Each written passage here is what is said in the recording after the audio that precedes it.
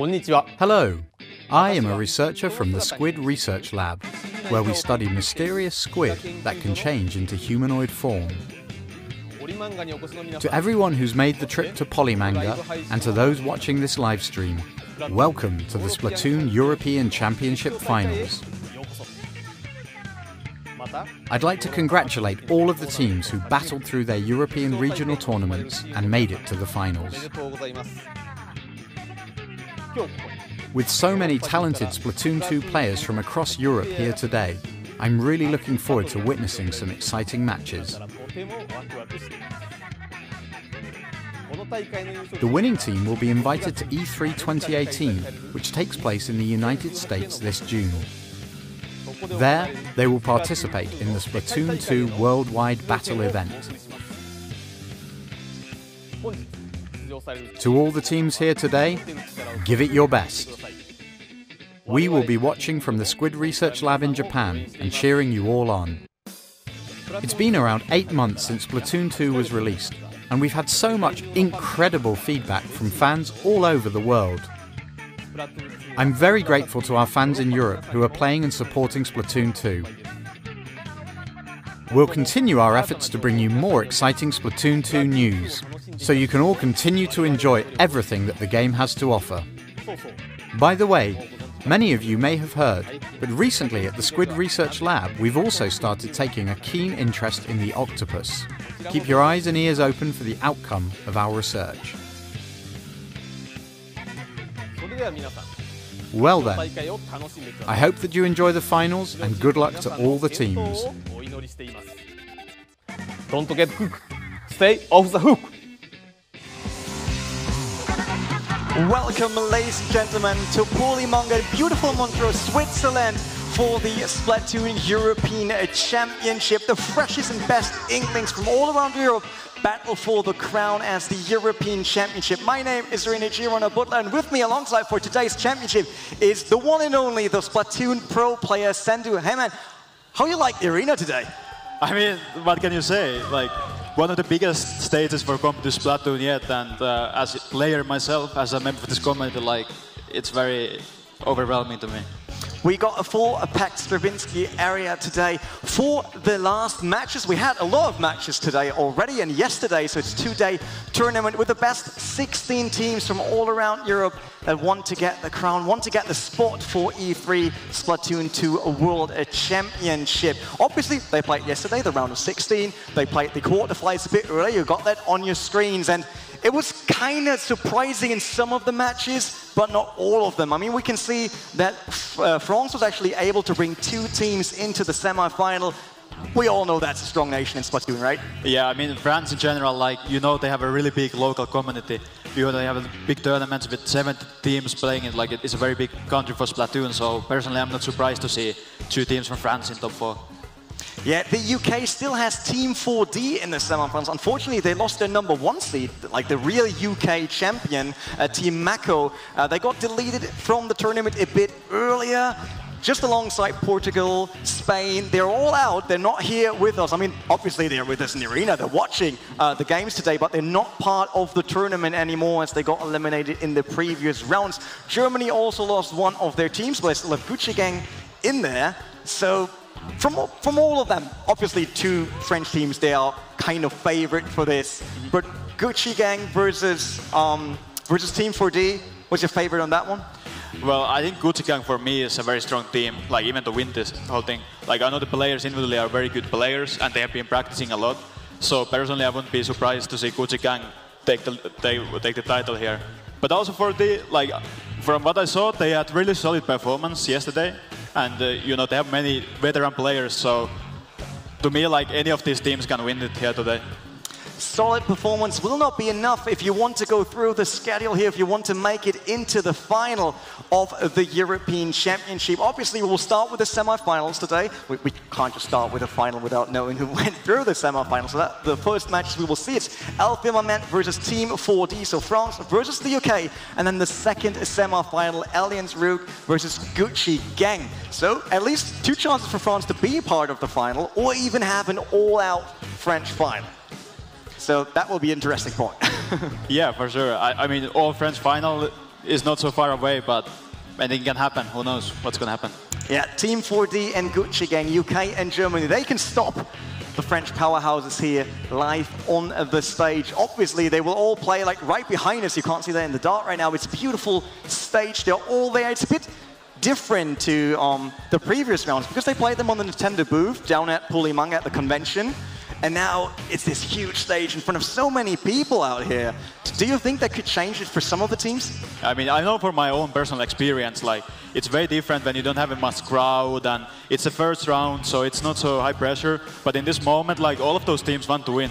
So it's very like a big pressure situation for all of those teams. And we know that at least Team 4D, they got offline experience. They have been at the Splatoon 1 final back in Paris. They have been at EGX.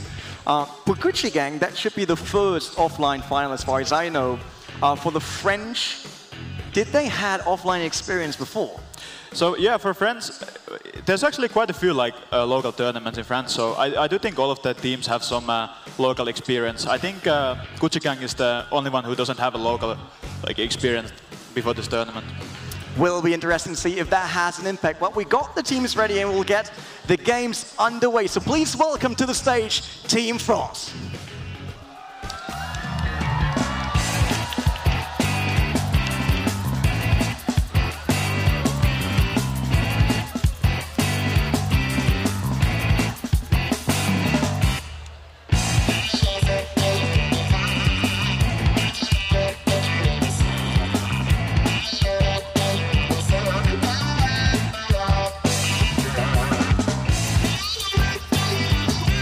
Like they're a bit shy. But fans are ready for Elfie Moment, the first team of the French squad here. Still two of the teams in the semi-final. And I mean, if they don't want to go to the stage, we could just grab the spots. Yeah, do a good old 1v1, get something like that. Yeah, but people don't want to see me getting wrecked easily. Well, that's the... I mean, this will probably be, if it's Rainmaker, it's probably done in 20 seconds. Yeah, it might not be a very climatic grand final, but maybe we have to do it. You need to play the other way around on the controller, like this, upside down. Yeah, and I play normal. I mean, that might be a secret strategy that no one has figured out yet. So we had some cool strategies in the previous rounds already. There's one player that actually has his controller built in a sock. He says he has better grip on the controller. It's a sock troller, so we now call it. And it's a lot of creativity in the Splatoon community, right? Yeah, well, I saw a picture of that, and I was personally a bit shocked, to be honest. But you know, whatever works for you. And personally, I mean, look at that! Good. They made it. They definitely got some support here in the audience. That's for sure. But obviously, they also have an opponent here, and that will be the legendary team of dudes. So welcome to the stage, Team 4D.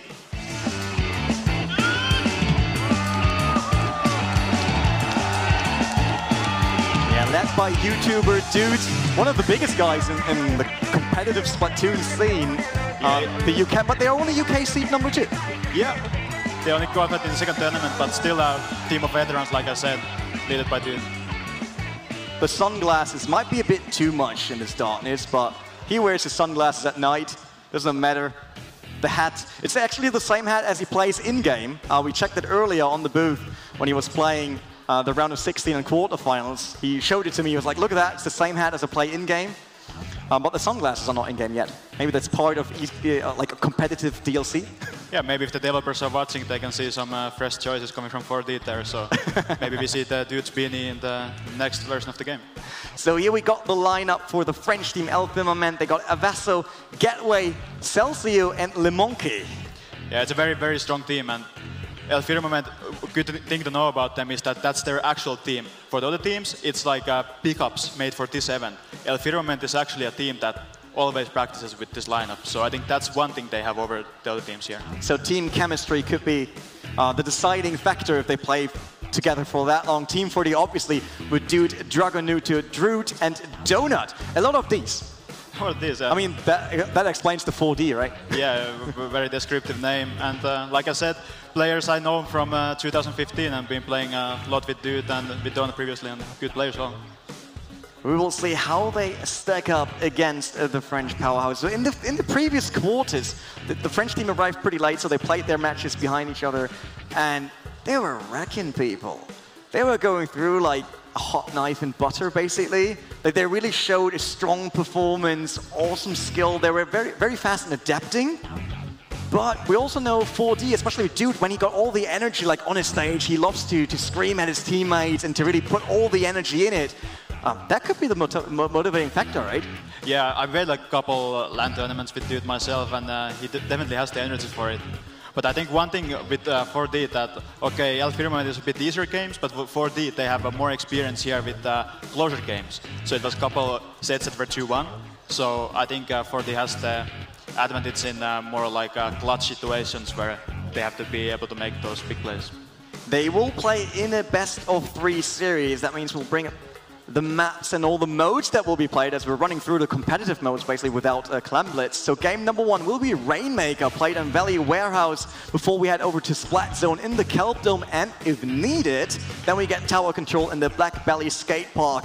Do you see any favorite maps of one of the teams here? Well, I think Valley Warehouse is generally a map that everyone likes. Like, come on, there's no one who absolutely hates Valley Warehouse, so that's like a balanced map. So I think that's where we see how these teams stack against each other, since neither side should have a big advantage on that stage. We know already from the round 16, the quarterfinals and all that, that there can be a huge gap between your performance on Splat Zones and your performance on Tower Control or Rainmaker due to the different setups needed. In terms of that, you think one of the teams is a Splat Zone specialist? I think between these two, I wouldn't necessarily say so. If I would have to decide, I would maybe, just looking at the weapons they're likely to play, probably El Firmament has a small advantage on Splat Zones, but I think it should be pretty even in Splat Zones. And we'll see if we see a charger on both teams or not. We saw totally different setups today. We saw some brush players. Obviously, Roller coming in for Tower Control was one of the most important weapons brought onto those maps. So players right now, they will gear up. They will choose not just the freshest clothes, they also choose the clothes with the best abilities on them. So tell us a bit more about competitive ability setups. So I think at the moment, like, there's like a couple stronger ability sets. So in Splatoon 1, there was like one dominating set which was like quick respawn and so on. But in this game, it's more about your personal preference, like what lets you bring out your own strengths as a player. So that's something interesting to see while the game goes on, is that what kind of sets that these players choose. That should tell you something about them as a player. We saw a lot of special ability like that. The special ability meter fills in faster in the previous rounds, and obviously that strikes a bit harder. It seems like Stingray is one of those abilities brought to every single map. Yeah, Stingray is, well, it's a dividing opinion, but Stingray in general, like, is something that you always want for defense. Like, you think about, like, if there's a Rainmaker advancing, Stingray is a really good special for you to take care of that Rainmaker safely from your own base. So I think in most cases, I think the Stingray player has a lot of responsibility in these games if the players choose to go with that. All right, I don't really expect a bubble blow that we had that on Splat Zone. Especially the Italian team, I think it was Crossing back then. They only played that. They'd bring in the bubble blower, made sure that they splashed right on top of the Splat Zone to cover it, but they weren't really able to then take it for any longer than that splash, basically. They got it for a second, and then the enemy team came in, took it back immediately. So do you think there are some, let's say, one-trick pony strategies that could work in such a semifinal?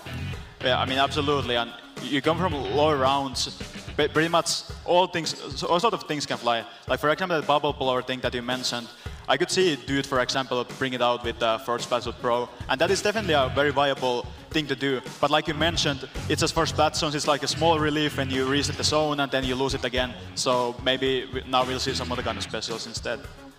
So players are getting ready. We saw, which is always interesting in such live arena plays, the totally different faces of players. Some of them are smiling and just having fun, enjoying their time. Others might enjoy their time, but they look way more concentrated on the screen.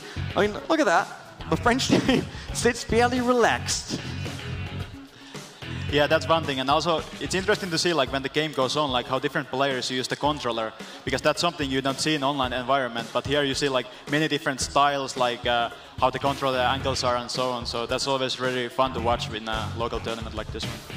Yeah, the move control on the Switch is a bit different to the VU version back then, but we saw today and yesterday, some of the players have it on only up and down, and then doing everything else with the joystick.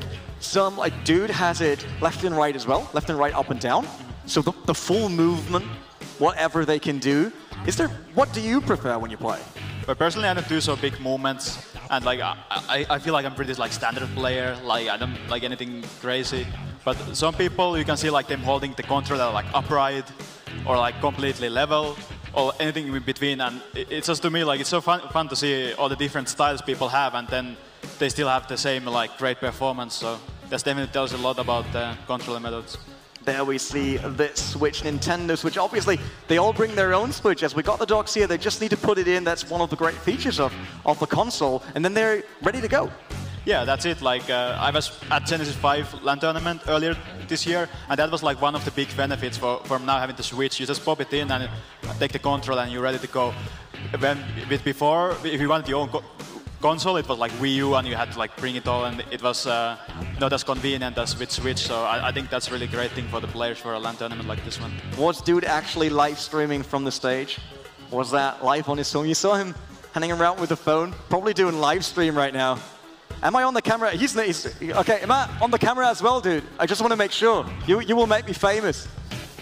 It might be too far away. Actually, get me on that camera, but it's all right. I got the big one here, so it's not that bad. Waving to their fans. See, we'll wait for them to be ready to play the first map here.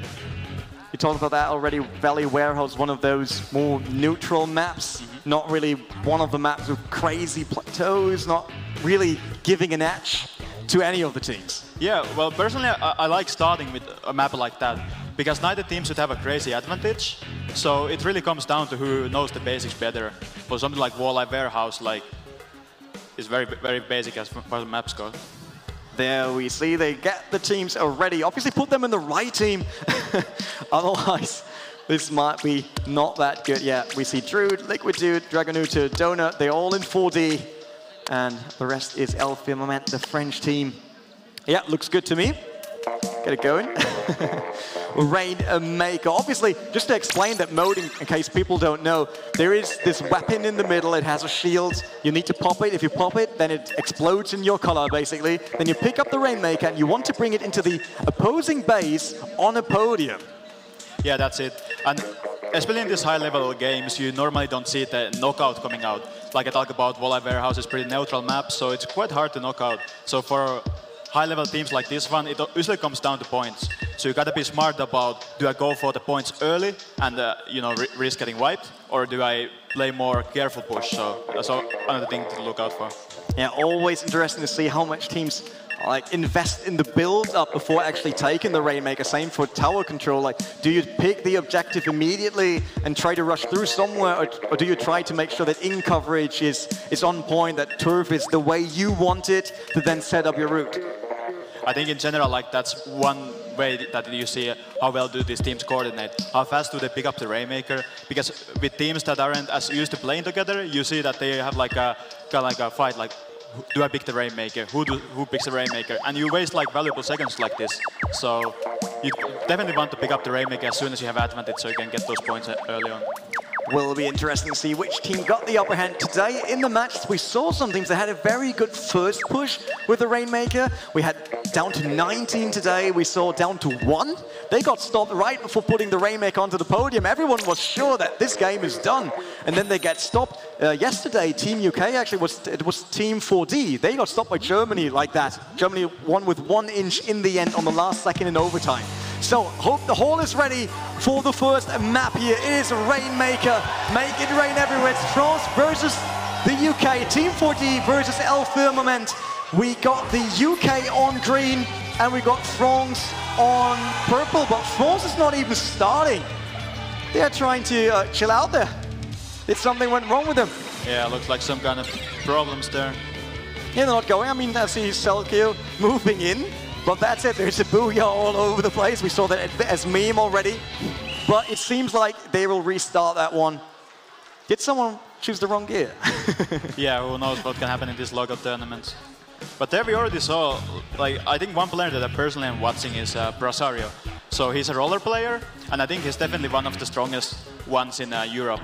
And roller right now is a really, really strong slaying weapon. So I think when Brasari picks up the roller, we can expect some kills from him. So definitely gonna have my eyes on him. I can tell you from my own experience in ranked mode, which is not as high as your experience in ranked mode, you know, but roller players are the one players that I don't want to see on the opposing team because I'm always running into them. Like I'm swimming around, you know, like chilling out, trying to get closer to the objective, and then there's a roller. Done. Yeah, it's always like when you least expect it, when you least want it, then. Like, or the fling. I mean, let's be honest, when they jump up and fling the weapon then, they have such a huge range for such a powerful weapon. Yeah, for sure. But now we are at the local tournament, so I think you have to have much better spacing and you have to have much better like rhythm to your game, basically. So you can't rely on the latency or anything like that, but it just comes down to your skills and your positioning and stuff like that with roller. What about the sloshes? We saw sloshes yesterday, we saw sloshes today, this morning when we played out the other rounds. Do you think a slosher right now is always mandatory for your lineup? Well, I don't think mandatory. I don't think there's any mandatory weapons right now. But slosher for me is something that, okay, it's very strong to have. It's something that gets you very fast map control and has a really solid like sub-weapon and special weapon. So we have many like really great slosher players in the top 4 right now. So I think we're gonna see a lot of slosher, and it's a very strong weapon right now, yeah. Yeah, the slosher obviously giving you all the turf coverage that will need to swim further with it, but it's not the fastest, right? So what are the downsides to all the in coverage you do and all the damage you deal out? What is the downside of the slosher? Well, slosher, I mean, it's not always the strongest in 1 versus 1 situations. It has quite a big so-called like end lag. Like when you slosh, then you have to stay still for a long time. And now we are at the local tournament, so there's a lot of opportunities for the enemy to punish you from that. So I think that's definitely one big downside to slosher in general. What about the charges? We talked about that back then in Paris when you were still playing on Splatoon 1. Charger players were the big thing. Like if you had a good charger player on your team, then you had a lot of map control. You make sure that the opposing team is not able to move around freely. Is charger still that like practical? Well, I think going to Splatoon 2, we didn't right away see the same strength with the charger players. So still, if you are a good player, you have a good aim, solid fundamentals, then yeah, you definitely can make some damage with charger. And I know for a fact we will see some charger players here in top 4. But you trade off ink control and such, so often people prefer to go to Spatling now, where you can get the same sort of like long-range skills, but also get the map control. Yeah, now you listed all the abilities you need to have to play charger, and then we know why I don't play charger. So we're ready once again. The UK is in blue, France is in yellow on the left side. There we go. We're going on first match here at Polimanga Stravinsky Hall here in Montreux, Switzerland. Beautiful place. The shield's not popped yet. Both teams actually going very aggressive in there. We didn't saw that in the round of 16 that both teams actually tried to fight for the pop off the shield. It happened now for the Team UK. We see all of them, one place, no one going for the outside. Yeah, so it's very important to get the first pop as you get map control. As you can see, for this right away getting out Firmament players after getting that map control from it, and they can start the early push. Dragonuta now onto the Rainmaker with help of Dude that actually covered the right side of the map. They lost the Rainmaker right after that. 73, not that quick, but it seems like they will leave the objectives to the same player all the time because Dude is always rotating around, like left and right. Yeah, Dude is the kind of player that goes everywhere, but I want to highlight the very good flank by Getway there with the mini Spatling and getting the Rainmaker. Was really big play by him there early on. And Rosario here with a splashdown made sure that the enemy is getting splatted. They had the reset of the Rainmaker, so it's dead center. Again, it's now going to move for Team France. They're 91. Obviously, they want to move through. There was the Stingray coming in. Also, the Rain 84 still. Liquid Dude tries to get that support of the Stingray to move onto the objective, but it seems like he doesn't really know where to go. Yeah, they still don't have the good map control, but I think there you saw the value of defensive Stingray. Like right away, they had the Stingray ready, and they goes down, and that's just how you're supposed to play. Dude, probably in the very bad spot. A lot of opposing ink around him. Yeah, there comes the splat in. I mean, there was no way to go for him. It was yellow all around, but still the UK popped the shield. Donut now onto the Rainmaker. Try to switch sides here to avoid the French team, but he ran into a defensive that was just set up for him. Looks like a trap. Yeah, Donut was a bit alone there. They need to have more players with her and pushing with her, so that was a bit maybe a panic push there. Very close match so far, 73-84. So the aim is either to bring it to the podium or actually get closest to the podium. So the French team is the furthest away with 84. And the UK is a bit closer with 73, but now they get it moving. Look at that, 44. They're down below 40 with that last push. There was the podium just around the corner.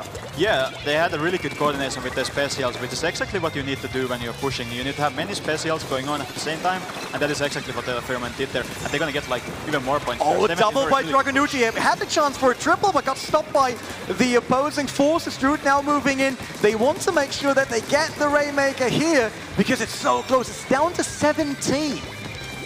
Yeah, 17. It's not a game-winning push yet, but it's a pretty solid one. And now 4D really has to make a good push of their own. We see Drood basically using the Rainmaker to clear some space left, right, and center.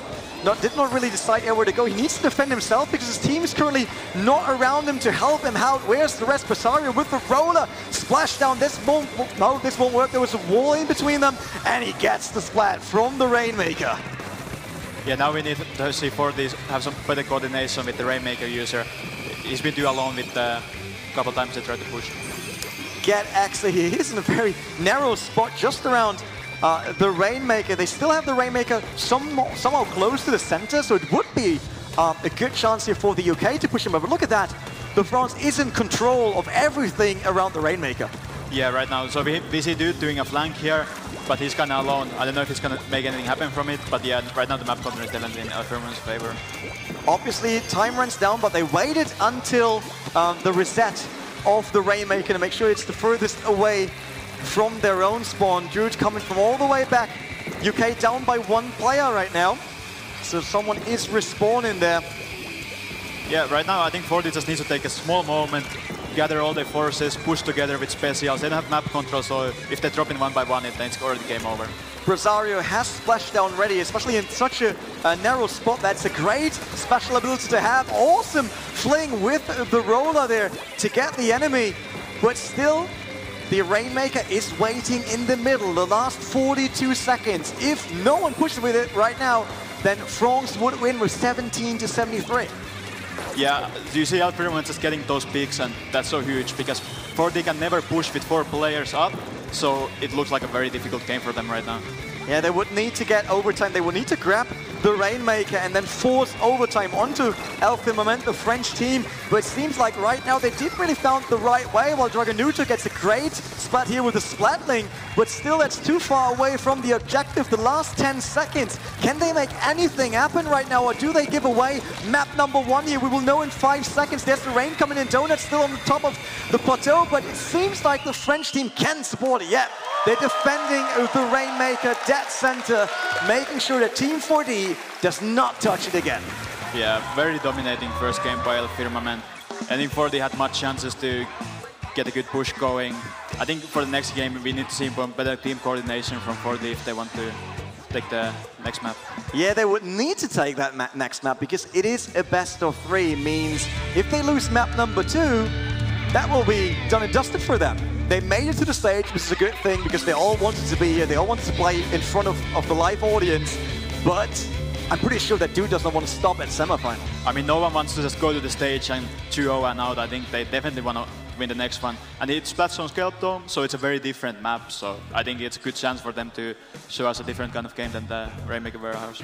Everyone hotly breathing once again here on the French side. They need to stay concentrated. They got one map, but obviously one map isn't enough to proceed in our semi-final here. They're in a good spot, we know that. With 1 up, you can feel a bit more relief, but let's be honest, if you lose that map, the whole momentum shifts onto the opposing team.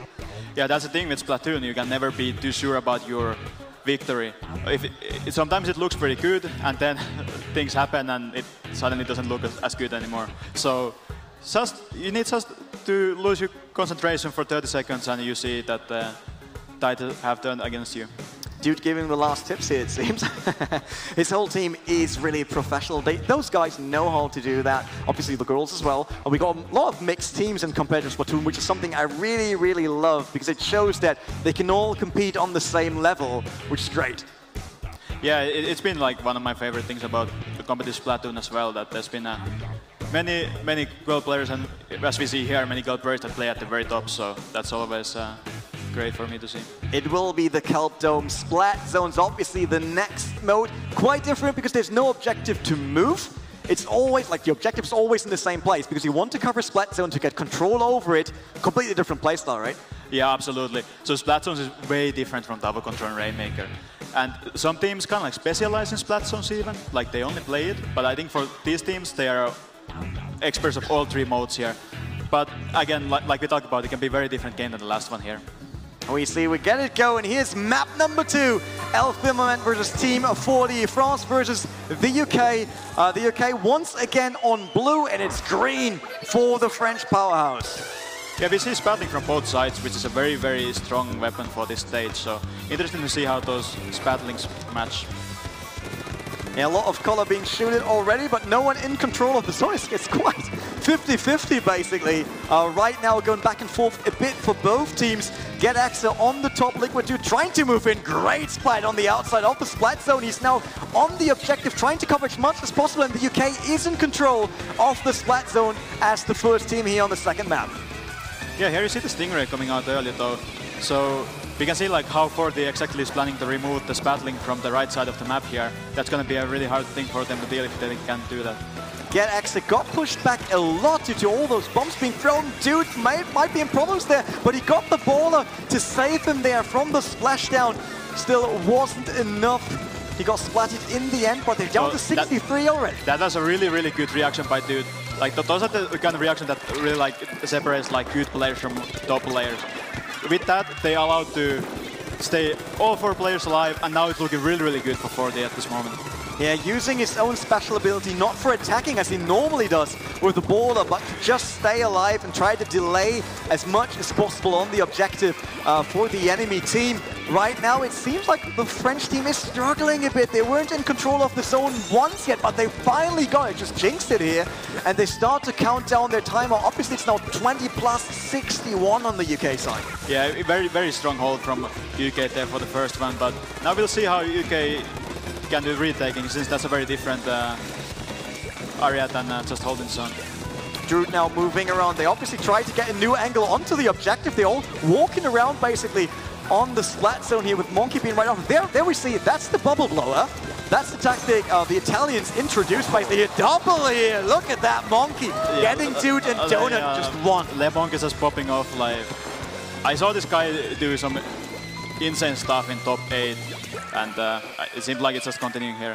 Yeah, it seems like that is a normal thing for him to get in the big splats with doubles or even triples here. Dude, once again, getting not the upper hand in this fight. Yeah, it's not looking very good for 4D at the moment. But very good kill by Druid there. If they can just ink the zone, it's not enough. But look at that. They just got it once. They only needed it once off the hands of the Team UK. That's how good the teams are. Like, UK had it under control for so long, but give one chance to the French team, and you might end up with losing the map. Yeah, absolutely. And there we saw 2 different specialties for Splat Zones. One is taking it back, and one is holding it. It seems like UK was pretty good at holding it, but just for taking back, they weren't able to coordinate it as well. So we got the winner of the first semi-final. It will be the French team. I'm not sure about the name here in the lower right. I think it should be Elfirmament. But Team 4D is eliminated. Dude didn't make it into the final again after EGX, the big letdown when they lost. And Mako actually grabbed the title on EGX, with Team 4D being out of the tournament on the first round, actually against Team Mako. Yeah, I mean, that just tells you how good the top 4 is. Like, all of these teams are really solid teams, and Elfirmament especially just showed their strength in that game and going to grand finals with a clean record, so that's pretty impressive to me. That is true. We'll say goodbye to the sunglasses here and the hat. I'm feeling kind of sorry. I like him as a personality on stage. Look at that. Always looking fleek. On point. Yeah, it never feels good to lose like that, of course. Yeah, it seems like, I'm not sure, but they didn't stand up there. It's 2-0. They won it, right? And Team UK lost the first map as well. Yeah, and something happened that we didn't see. Uh-oh. Did we miss something, Sendu? That's something we're gonna find out soon. You should find out. I just act like nothing happened, and I'm always in control. We'll just roll with it and see where it leads us. Well, that was a great first matchup. We saw like the UK had that splat zone. I actually thought they will take it, maybe in the first push. They didn't. France came back. So it seems like from the perspective of team moral, they're really stable. Because we know there could be teams that are panicking. You win map number 1, and then you have no chance to get that splat zone off the hands of the enemy. And then they start panicking, starting to rush in instead of trying to synchronize their attack again, go for a different angle. People could lose their heads about that, we know that. But I mean, it's a very like high-pressure situation when you look at that splat zones and you see the counter ticking down. And in that moment, for many players, it can lead to a more panicking decisions. And that's bad in this game because you want to, of course, coordinate well with your team. Right? You have to go in with all 4 players. If someone's panicking, then it's not 4 players, it's 3 players. If 2 are panicking, that's only 2 players pushing together. And for me, for 4D, I would have wanted to see more team coordination, more pushing together, more pushing with specials. I didn't see that in those games. Is that because, like, obviously that's the image of 4D, but they get carried by Dude a lot normally? Is that not enough anymore for like the European stages to miss out that everyone can carry the game in case one of the guys is not in his best shape? I mean, that's just not the game. It's 4 people, and I know it's not like it's not only Dude in that team itself, but I think for 4D, especially the thing is that they had the least practice out of all the teams there. But now we have, I believe, Rogue versus Gucci Gang, so yeah, it's going to be another interesting match. They are on the stage already, but look who just joined us here. Hello. Welcome to the caster desk, basically, in this big arena. And yeah, you did it. You just did 2-0 against Team 4D. Yeah. How does it feel? Like, is it the first big arena match for you guys? Yeah, it was one of our greatest match in Splatoon 2. We're really excited to play the grand finals right now. So is there anything that you think you need to change? Obviously you had 2-0, so it wasn't too much of a challenge, people could think. Was there anything that you want to improve on until the grand final? Yeah, that's not the case. We didn't win easily enough. Like, not easily enough, that's confident. I mean, they were really strong. We had a lot of trouble in the second match on Splat Zone in Cape Dome, where they pushed to 20 points and it was really hard to keep up. But I think we just tried and hard enough so we could win this match.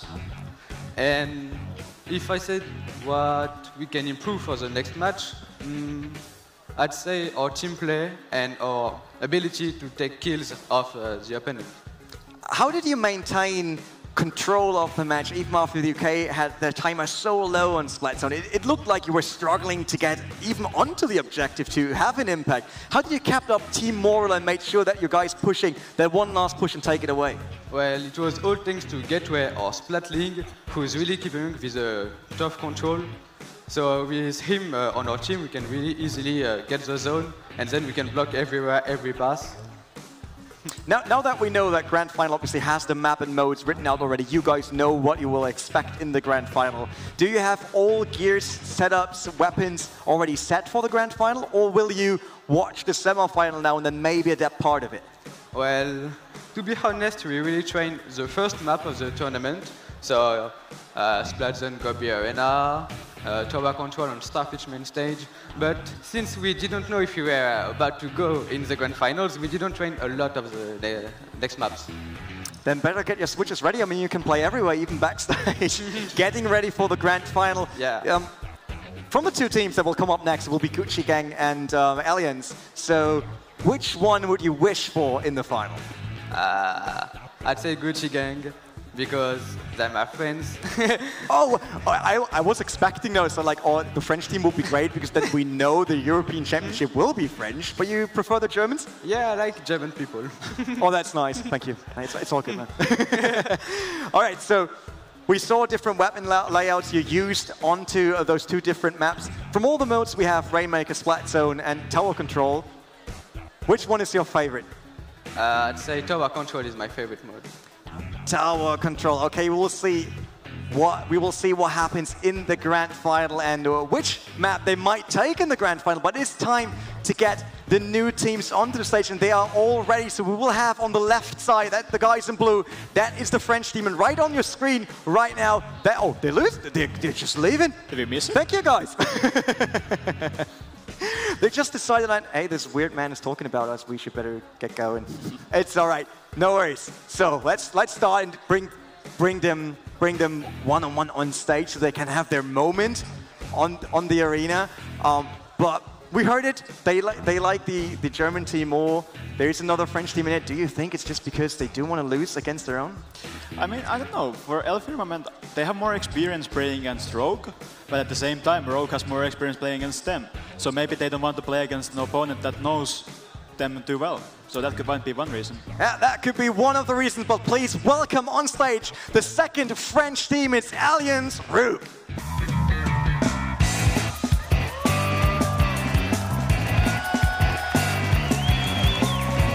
Definitely whole support is with the French, it seems. I hope the Germans get a proper welcome as well. Yeah, I also do. There we go, everyone with their headsets, everyone getting ready. Obviously, they saw the other team already winning, so they know they want to get in the grand final. They don't want to lose out. It's Ezra, Sorin, Kyver, and Gray. And we know Kyver and Sorin, probably some of the strongest players in Europe. Yeah, absolutely. I mean, you can say that about any of the players. Like, to me, this is an all-stars lineup. It's just about how well they come together in that match to decide who. All right, but it's time to meet their opponents for the semi-final. Please welcome on stage the Gucci Gang from Germany.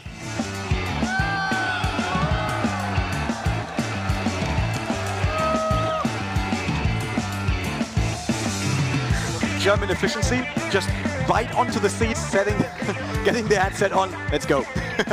They're not waiting for anything. Gucci Gang, WADSM, Majin, Kaito, and Echo. Yeah, that's another very strong team. Like I said, Rogue is an all-stars lineup, but this might as well be. And especially like Majin is some player that I will definitely watch out for. He's one of the strongest Rabbit players since Splatoon 1. So it will be interesting to see how the rest of the team comes together. Gucci Gang, obviously seed #1 from Germany. They won the German qualifier. I was there back then in the studio when they took it. It seemed like they were under control of most of the matches, but as soon as something happened that they weren't expecting, like losing out on a certain objective, they might start to struggle a bit. But we're back. Map #1. It's Rainmaker. It's the warehouse.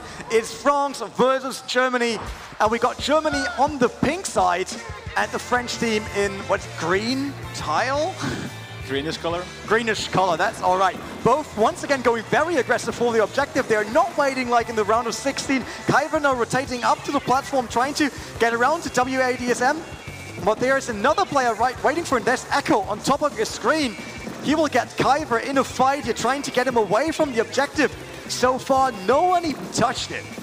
Yeah, so we saw the Rogue get the first Popters, they get the map control, but different thing happened than in the 4D versus Firmament game. And instead, Gucci Gang got the small advantage after that. WADSM brings the ball, no splat with it, so control is with the, is that the French team? Yeah, they got it, the French team got it. Sorin playing the front row for the Rainmaker. Didn't really pay off. There came the Stingray in from Germany. We talked about that super important special ability, and it seems like they just used it in the right moment. Yeah, I mean, that's like the perfect defensive Stingray, and you can see the power of it. Like instantly 2 players go down and the push is done. And that's a really good play by Germany there. Currently, Ezra and his team, they pushed it to 48, then the reset came in. From the German team, they made sure that it gets back all the way to the dead center, but we can see map control there is definitely with the French. Yeah, absolutely, and it's looking pretty good for Alliance Rogue now. If they can just make a one coordinate push, it's gonna be a...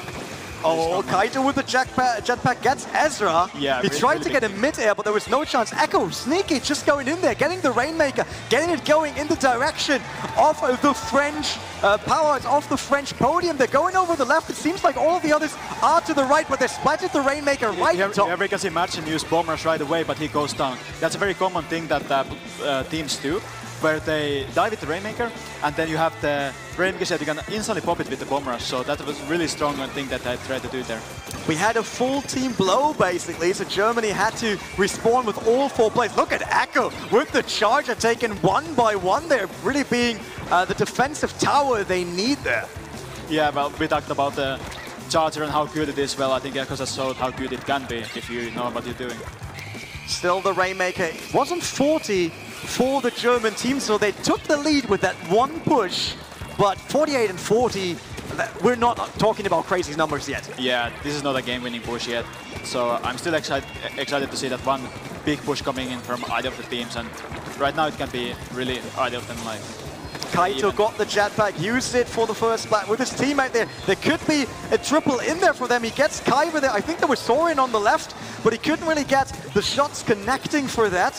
Who got the Rainmaker? Rainmaker is with the French squad, or was with the French squad, but dead center again, so not really getting any points in. The baller, I think that was WASDM. Yeah, nice play by Kiver there, dealing with the baller. And this is one of those things that show you an expert player.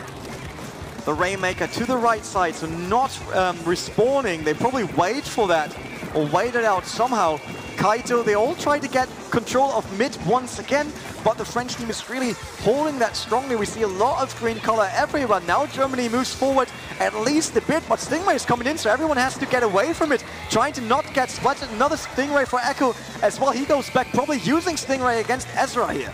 That's a really big play by Echo there. He goes at one splat, jumps back, gets Stingray off. Really smart play by him. So Sorin with the Rainmaker now. France is getting it to move it once again. That was the middle, so they finally crossed it. He needs to avoid the Stingray. Look at him dancing left and right, but it was splatted in the end.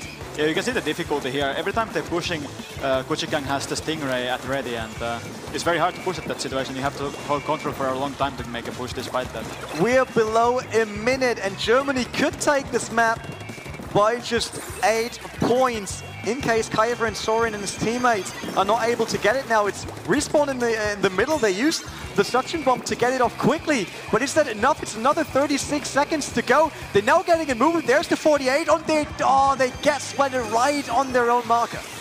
Yeah, they still have the ink armor to work off with, but then again the bomb rush is coming off with matching, so... Kyver, very strong 1v1. We saw that there around the corner. Mason got it as well with the blaster onto him. He gets Sorin and Gray, a double coming in for the Germans. Can they pop it and close it? But it's 35 for the French team. They made it happen. They now need to carry it all the way over to the map to make sure they win. Big lead they need to take. It's only 35, so... Yeah, but still they need to get to the 40 first. It's 3 seconds, 2 seconds. Obviously they get overtime if they're still in possession of the Rainmaker, but if it gets popped once, it's done and dusted here. They still have it. They're still in the middle. They try to move everywhere. Now they have the Stingray ready, so now Kuchigang has to move if they want to keep this game going. Who got it? It's Echo, and Echo gets spotted in the middle, and that means Alien Group, the French team, gets map number 1. Yeah, that was a very back and forth game, but I think you saw the expertise of Rogue there at the end, since at the very high stress situation they were able to keep it calm and get that one crucial push which won us the game. So. A very, very close map here. Both teams actually had what it takes to win, but at least from my experience, from seeing on the map, it seemed like the French team was better in making sure that turf is covered. Yeah, I think so too. But for me, Kuchigang saw some better objective play. Like, you could see those Stingrays coming off from Echo, and they were really big in making that game for them. But now it's Splat Zone, so there's not the objective, so we gotta see what Kuchigang is able to do here on Splat Zone Scope Dome. Yeah, are the Germans able to take game number 2, map number 2, to actually stay alive in the semi-final? Or will we actually have in an all-French grand final of the European Championship? I mean, I'm pretty sure they got the support of the whole for the all-French lineup, but I would like to see a mixed nation final. Yeah, I mean, Splatoon European Championship, so you would hope 2 different countries in the grand final. But like we talked about, France is a very strong Splatoon country, so it would be well deserved for them. Definitely, we don't need to talk about that. They came here, they showed impressive performance. They never really struggled in any of their matchups so far. Not that they have been easy matchups, but they showed that they can do. It's not like a lucky shot. We saw the German team against Team 4D. I think it was Hello that faced Team 4D.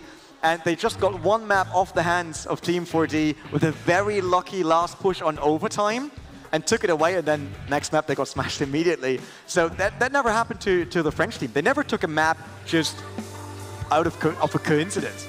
Yeah, I see what you mean. Kelp Dome it is. Map number 2, semi-final, and number 2, still France versus Germany. The French are ahead by 1. They could eliminate the German Squid Squad here if they take Splat Zone fast enough. Soren, Ezra, Kaiva all moving in, but they got Kaito, WDSDM, and Echo on the other side. Seems like no one could get the upper hand here in the skirmish. Yeah, it seems like Kuchigang is going down though, but it's sort of like 2v1 in the middle now, or 2v2, so we see who is able to catch the control here. Who will be the first one to take the zone? There's the rain coming in, helping out here. We got the French on green again and orange. That is the color of Germany right now. They are the first to take the zone, but hey, we saw that in the other semi-final. It doesn't mean anything. Yeah, but there's a small difference here. Watson goes down with the rain cloud there at the end, I believe. So now they're already down a player when Rogue makes their first push here. Yeah, everyone is back. Soren obviously got the roller ready, brings it into the objective now. They try to take it away, he tries to get up to get as big of a splash as possible, and he did, losing control for Germany, but it wasn't enough to take it immediately. Yeah, so they were trying to coordinate the specials, but I'm guessing it just didn't quite work out like they thought it would. Kaito got the splashdown ready. Currently they're leading 61 to 100, getting spotted mid-air. Very good splat pleasure in there. Major now walking around. The Germans are doing good here with the splat zone. Seems like that's more their mode. They're getting out Gray on the outside, and I think there was Soren just around the corner as well. Kaiba moving in from the opposing angle, and it's 40. Yeah, it's been a pretty good game for Kuchigang so far, and I think big factor here is Machin and Rabbit Blaster. It's a very strong map for Rabbit, and I think Machin has been putting in some work. Look at that Margin with the matchup against Kyber. His teammate helped him out to make sure that Kyber's can't also get Ezra. That are 2 down from the French team. 3 in total right now. It's 1 versus 2 we had for a very short time. Majin on it, and Germany takes the map number 2. They stay alive, bringing us to map 3. Yeah, that's what we want to see. But I think here we see Gelblom, how hard it's actually to get in. Even good teams struggle with it. Even good teams have problems getting the all 4 players pushing together. And we saw it in the 4D game, and we saw it now again. Yeah, it is the first time for us here in the semi-finals that we will go to map 3, which means we will see tower control as the deciding map, which is more... I mean, it's a mixture between Rainmaker and Splat Zone. Like, sometimes the objective is moving, but to me, at least, it feels more close to Rainmaker, which was something the French were able to grab. Yeah, so for tower control, I think good thing to know is that, I mean, many players like it, and for Germany especially, okay, this is a country where Blaster is extremely popular. You look at the German player, and probably they play Blaster, at least at one of their side weapons or something. And then you have Skate Park, tower control. Well, what's really strong here is Blaster. So that's, I think by default, this is a good map for Germany. Yeah, Black Belly Skate Park will be the deciding map. Obviously, a lot of elevation changes. This tower in the middle that really helps, but you need to get up there first to actually grab the tower. Is it about fast movement?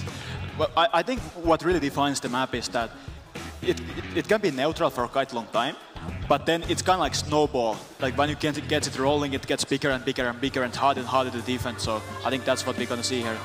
There we are at the skate park. Get your skateboards out and get ready here for map number 3, the deciding map between France and Germany. France is on orange and Germany, there are the purple guys from the right. All the Inklings coming in now. Moving on to the tower, WADSM is moving up first. He tries to get on the tower, but he got Kaiba right in front of him. Kaiba gets it, restoring together. They pushed onto the tower, moved it the first inches. Not that much, but they got control. Yeah. I think Kuchigang is kind of spread out there. Machin has a good splatter, but one thing I want to highlight about Machin is that I'd say while he's a good Octopus player, I was definitely expecting him to go rapid, same as Gray on Alliance Rogue, but it seems like Kuchigang is starting their own push now. Yeah, Germany was able to push back the French squad and wipe them out completely. Look at that, they really came forward, they're close to the first checkpoint, but then they got Major now with the brush here, put it onto the first checkpoint, running it down 89 to 67. It seems like the German, they found their rhythm, they found their strength in this matchup, and this will be very hard. Yeah, we might see the snowball that I talked about now. So we need to see some specials going off from Alliance Rogue as soon as possible if they want to avoid the knockout here. There it is, 32-31, moving on to the second and last checkpoint. Ezra tries everything, gets the double against Kaido Major, but then gets spotted right in front of the tower. That might be the last move. It's 5, 4, 3, 2, 1. Germany takes map number 3, making it happen. Germany eliminates Alliance Rukia. The Gucci Gang will be in the grand final. Yeah, I think Gucci Gang just in those last 2 games we showed really the power of them. So they know splat zones well, they know the tower control, Rainmaker well.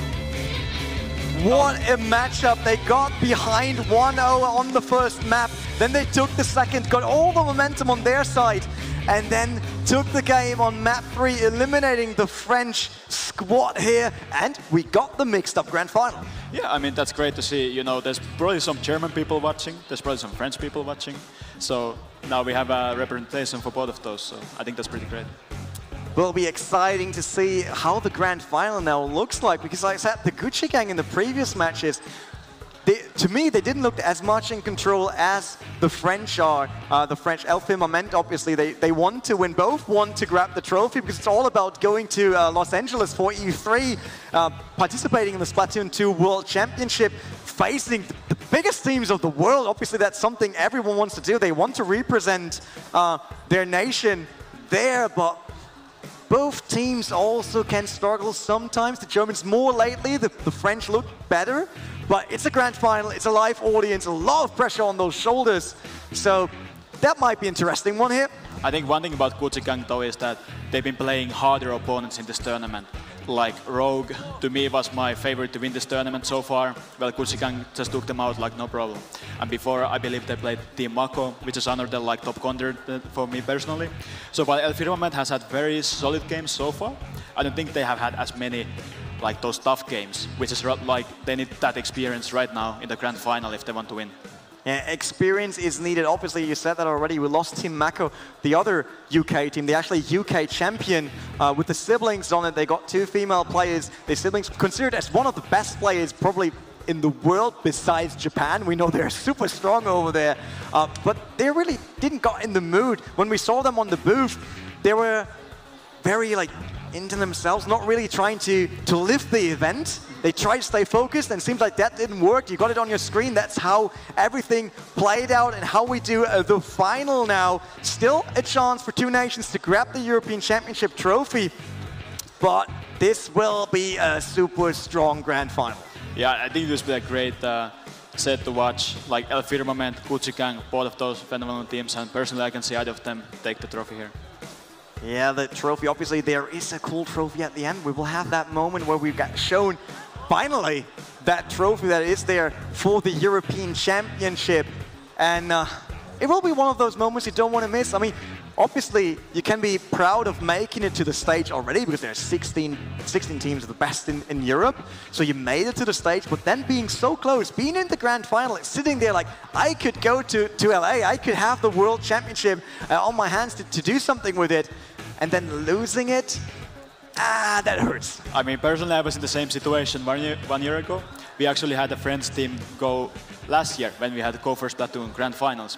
And then we had Rising Moon, which is also a French team, which actually had Ersa, that is now eliminated. But we see the strength of the France's like year after year. But yeah, losing a Grand Final like that, it's really tough. So I don't think any of the players come here to grand final to lose. Like, that's not a possibility. All the teams are ready. Gucci Gang, obviously, they stayed in their place because they just played the semi-final. And now we go into the grand final. It's map number 1, our last match of the day. El Firmament from France versus Gucci Gang from Germany. The Gucci Gang on green, while we have the French team, El Firmament, on blue. Yeah, it's pretty standard lineups from both teams, what we've seen in the tournament before. But again, by default, I would say this is a pretty strong map for Gucci Gang, and just looking at those weapons they have available. It might be a strong map for the Germans, but it was France taking the tower first, moved it back immediately, so not much going on. But look at that, look at the in-coverage done by the French team. That's huge, because they got the wipe, but they're also pushing forward very fast, so they get the map control. You look at how the whole base for Gucci Gang is blue right now, and that is not the color they wanted to be. Stingray on the German side helped them to stop the tower right after the first checkpoint, but first checkpoint is done, something the Germans didn't achieve yet. And again, like, I keep repeating it, but the strength of the Stingray in defensive pushes, it was very bad for Kuchigang, but one Stingray and they're back in the game. Monkey and his team, they're all pushing it forward to 63, getting spotted on the way up the ramp there. Echo waiting on the other side with Kaito to stop them, to build up a defensive line here to make sure that Elfimant cannot move further in their territory. They finally get it over the line, you get their tower moving in their direction, but the French coming back, there was the rain helping them out a lot in that center. Yeah. I think it's been a super strong start for El Firmament so far. And I think one thing they have over Kuchigang is map control. They have the minis battling that can put a lot of ink down for their team, which makes it easier for them to move. So I think that's one thing that El Firmament is doing right. Echo being a friend of plants and trees here, with working on top of that tree, but still his team is trailing. They only got 99 so far, 63 on the French side, and it does not look like the French want to give up that at all. They want to keep it pushing. They once again push it over the middle, right into checkpoint 2. That's where they want to go. Get Axe is there already on the plateau, trying to keep the blue ink there for the French team, so his team can move more freely. They are at checkpoint 2, but currently there's no one to possess it. Yeah, we see the Stingray coming off again, and that's been the theme of the game so far. But one thing I want to highlight is Getway minis battling, how he's playing it very aggressive. It's not typical for minis battlings. But for Getway, he has such an expertise over the weapon that for him it's possible, and I think he's had some great results with that weapon so far in this game. Germany with the ink armor wasn't enough for Echo. Brasario stopped him with the roller right on top of the tower, and they're getting it done in their way again, but there's still 3 German Major now onto the tower. WADSM tries to get Brasario off with the roller. He really needs to stop him, but Brasario gets the split on top of the map. Echo moves in, and France pushing it back once again. Yeah, here we see the strength of the roller. It goes around the map so fast. So even when you have your headset on, you're calling out where the roller is going. Well, he moves so fast that it's very easy to lose track of them, and that's when really dangerous things can happen for your team. Kaito had the chance for a double, at least got one. That is enough. Double wasn't possible. Mage needs to get away, otherwise he gets splatted easily. Towers once again dead center. Celsius falls for Majin. Majin was pushed back here by the rain, which is a problem because the Germans need to finally touch the tower again and get it moving onto the French side. Yeah, Germans have beyond defensive here, and to be fair, the defense is good, but this is not a mode where you can only defend. You also have to find an opportunity to attack, and I think this could be it. Bomb ending it there. Brasario has the high ground, but wasn't enough. Still getting stopped. Celsius trying to super jump to get away from Echo's Stingray there. Germany finally getting it moving onto the way of the second checkpoint. They're sitting on 66 compared to 54 on the French side. Brasario also falls to Kaito. Great movement here, left and right, trying to be in control of the upper plateau here. There's one sneaking through, he couldn't stop them. But he now gets it, Get Axe is done. Majin falls onto the tower, they're getting pushed back from the tower, but they made it 53. With just 1 point, that was a really, really clutch moment for Kuchigang. They all go down, but guess what? They got the lead, so good job by them. Yeah, now France has to push it all the way back in the last 40 seconds to regain the lead here on map number 1 of the Grand Final for the European Championship. Echo with his Charger still trying to make sure there's enough way for him to move in and out, because Charger, you're a bit unmobile, that's the problem. Is he building up Stingray right at that's it. So the game is about to end, so what Echo wants here is a Stingray, so they have a strong defense here. Last 15 seconds, but the French are moving into checkpoint number 2. No, they're losing it on the last 13 seconds. They're just in front of their own target. They could still do it. It's 7 seconds to go. They're on their checkpoint. They could run it down. They will not do it. They could stop. Germany gets them right on the checkpoint, ending it 1-0 for Germany. I mean, we could have thought of like a closer game to start Grand Final with. First we see Kuchigang take the lead with just 1 point, and then at the end, almost El Firmament taking it back, but just barely stopped. So I think that's gonna tell us how close this Grand Final will be. That was the crucial stop. France was on the tower, they had it moving, they were sitting exactly on the marker, they only needed 1 more push on it. And then Germany was able to stop that in the very last second. Yeah, to me Germany in that game was like a bottle that you're shaking, and first nothing comes out, and then the the cap goes off and everything comes out at once and they get the one good push. And guess what? That's enough. They have Echo, who is excellent defensive player, and he does a lot of work for them when Alfreeman is trying to push. Yeah, in terms of time in tower control, like how long they control tower, I'm pretty sure that the French team would be ahead. They were way more in possession of the tower. They had it moving way more often, but it was Germany that pushed it the furthest, even by 1 inch. Yeah, well, that's it. Like sometimes these games come down to just 1 point, and that's Splatoon, I think. The French, they're not giving up yet. They're concentrated. They want to take map number 2 and take this to map 3. But it is the chance for the German team to end the grand final here with a 2-0 against one of the strongest teams in Europe, obviously, since that's the final of the European Championship. But do you think, like normally we say, you win a map, you got the momentum on your side, but now you also got the pressure. You know that you actually have it in your hands. Yeah, I think the pressure thing is also to be considered, but to me, Kuchigang, they came from semi-finals straight to grand finals, and they won the last 2 games of the semi-finals. So for them, the momentum has been building up for some time. So to me, Kuchigang definitely has the advantage here.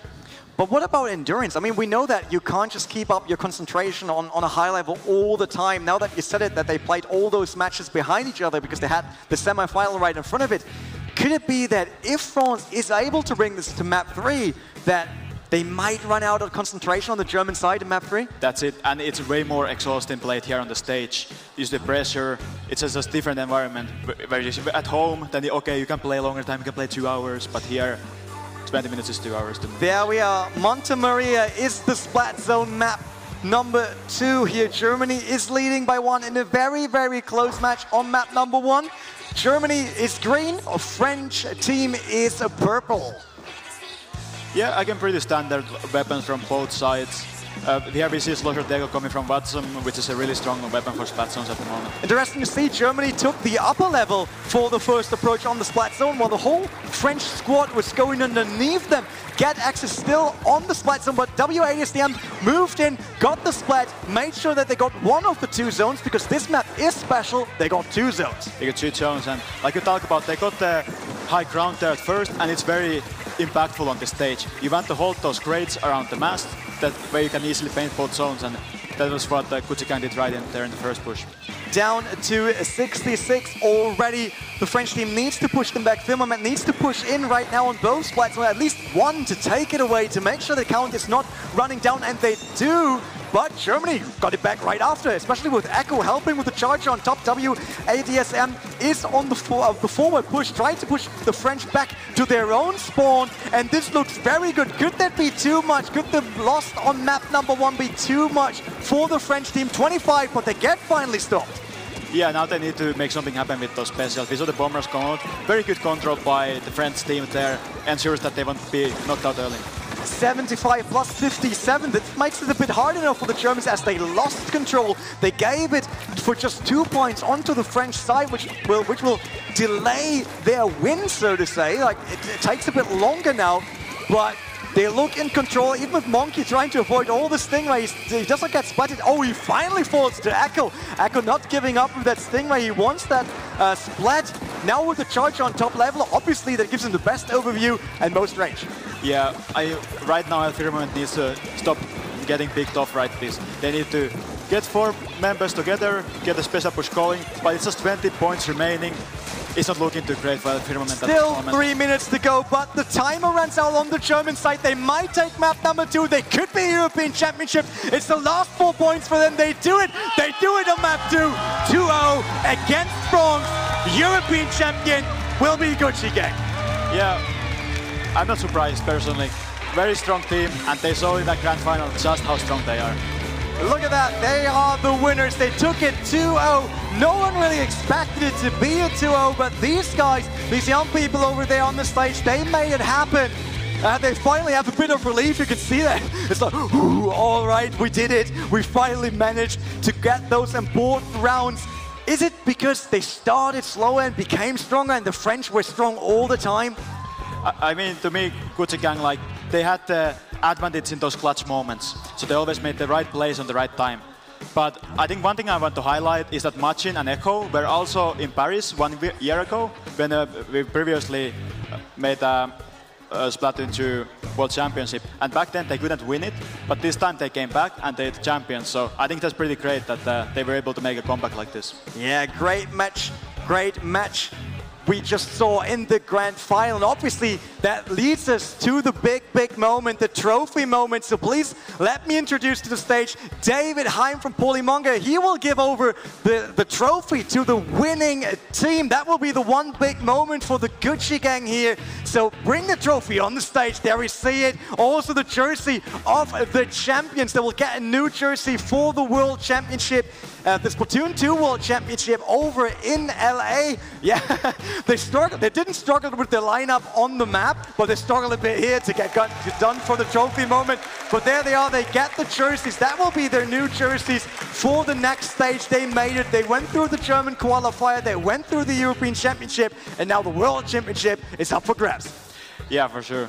Personally, I'm very happy to see the development of Gucci gang. Like, I know they did a lot of practice in preparation for this event, and trophy lifting moment. The crowd loves them. That was the great last match. You can see it, the jersey wearing trophy, basically. The trophy of the European Championship for the Gucci gang, the German seed #1.